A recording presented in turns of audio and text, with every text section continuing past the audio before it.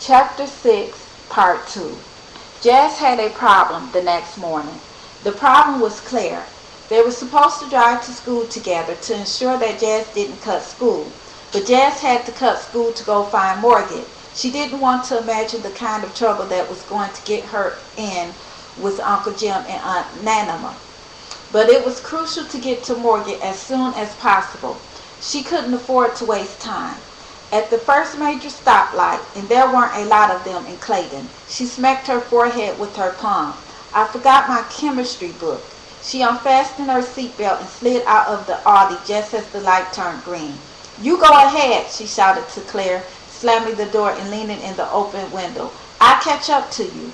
Claire's expression showed her temperature was reaching the boiling point. Are you crazy? Get in, I'll drive back. You'll be late. Go on without me. She made a little fluttery, encouraging motion with her fingers. One of the three cars behind Claire honked.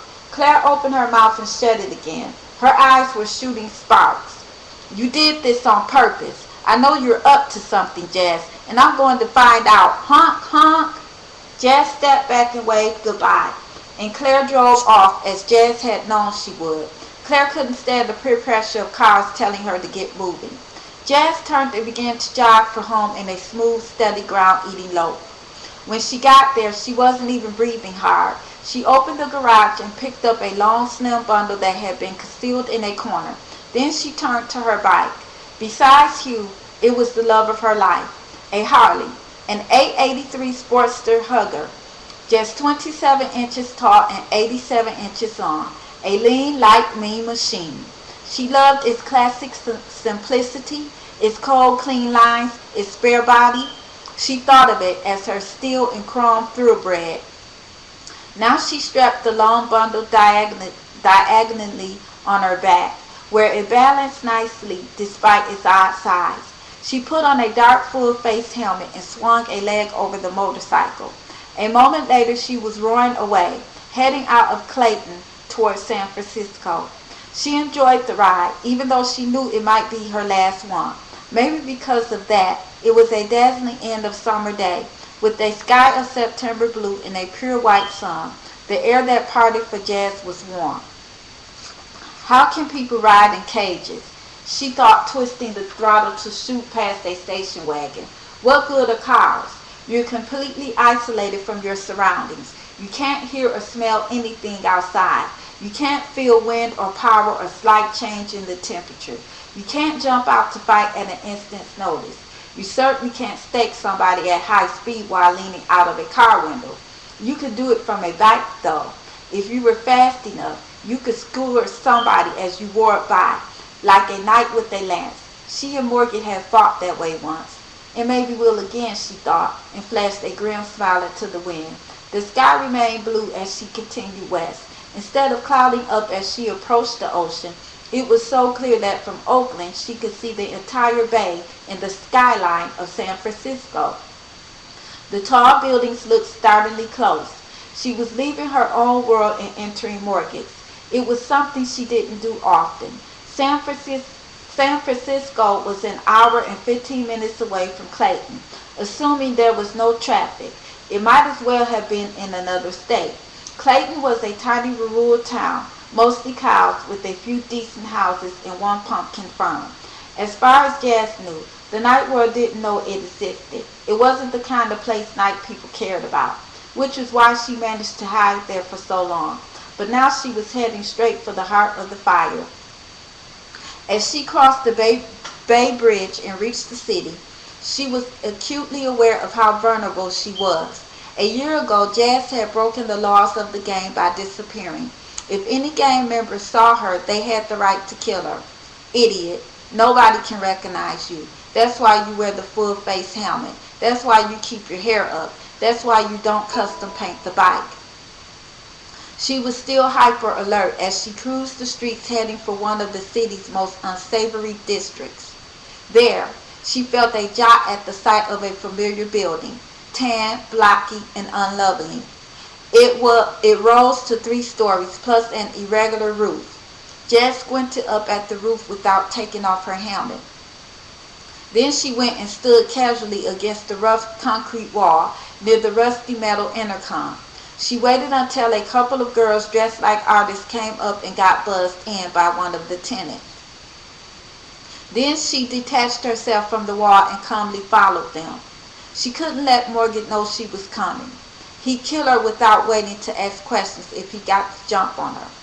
Her only chance was to jump him first and then make him listen. The building was even uglier inside than it was outside, with empty echoing stairwells and faceless industrial-sized hallways.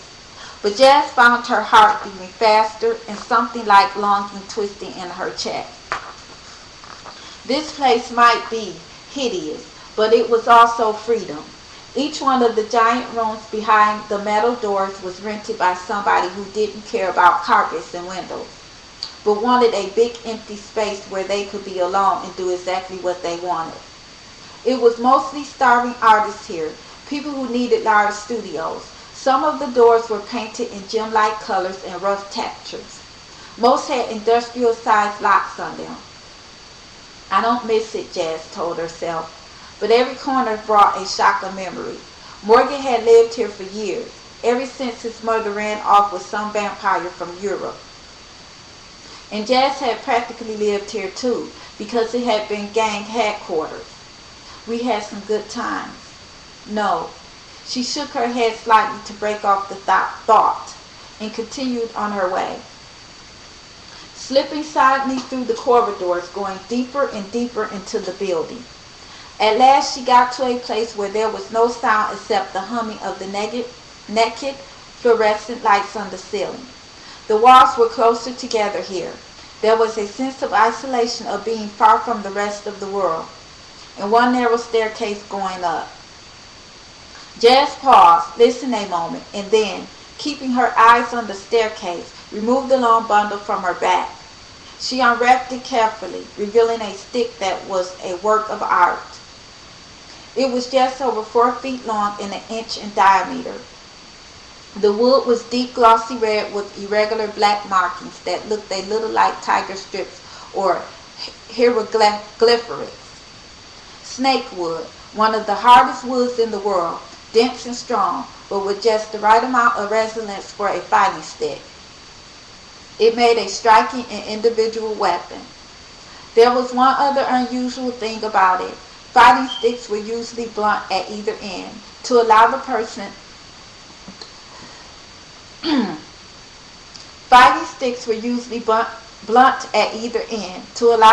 holding it to get a grip.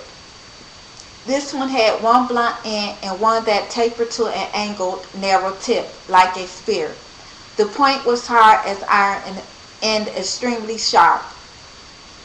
It could punch right through clothing to penetrate vampire heart. Jazz held the stick in both hands for a moment, looking down at it.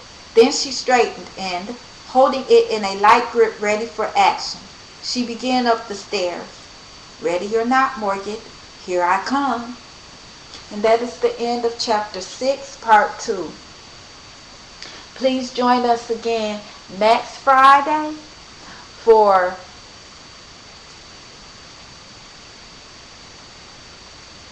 our storytelling.